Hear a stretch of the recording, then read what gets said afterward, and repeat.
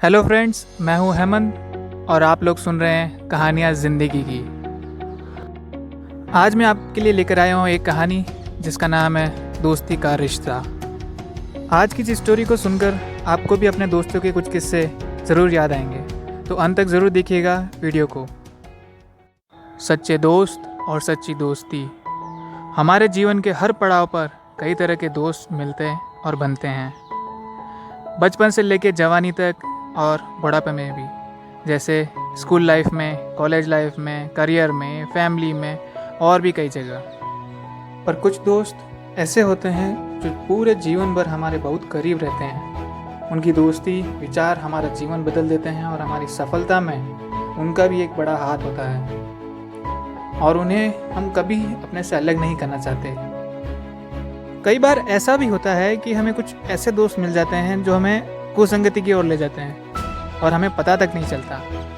हम सोचते हैं कि हम अभी बुरे नहीं हैं, पर वक्त के साथ साथ कब हम गलत रास्ते पर चल पड़ते हैं पता ही नहीं चलता। एक पुरानी कहावत है, काजल की कोठरी में कैसो ही सयानो जाए, एक लीक काजल की लागी है पे लागी है।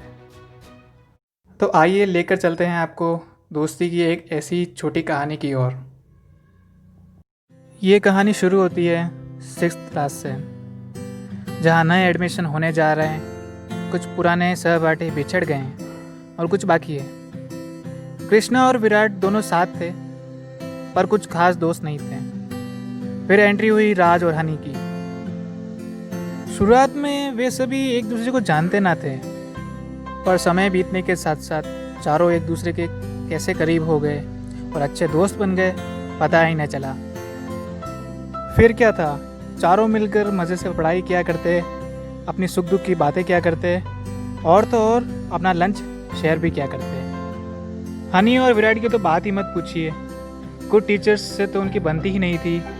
वे बार बार इन दोनों को टोक दिया करते और डांट देते, पर फिर भी इन सब के बावजूद सभी टीचर्स उनकी खूब तारीफ किया करते।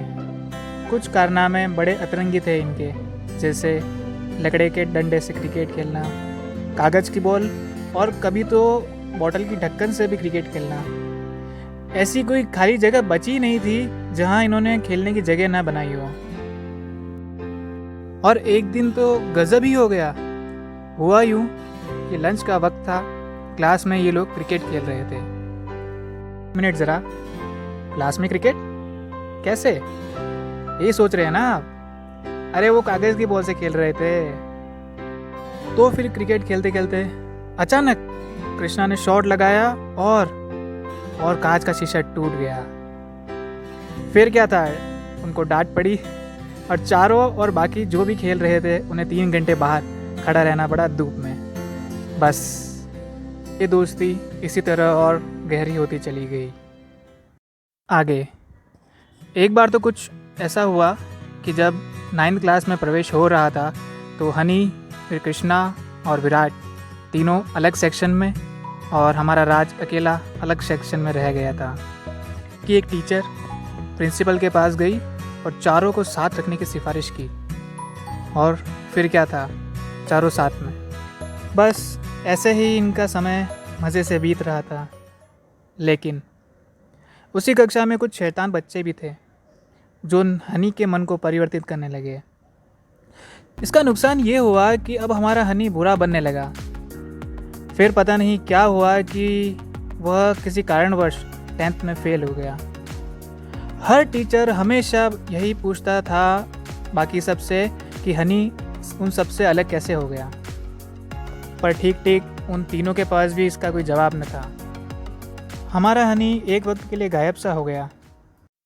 कुछ सालों बाद हमारा विराट और राज बीएससी की फील्ड चुन चुके। कृष्णा हमारा बीटेक में और हनी का तो बहुत बाद में किसी तरह पता चला कि वो होटल मैनेजमेंट कर रहा है।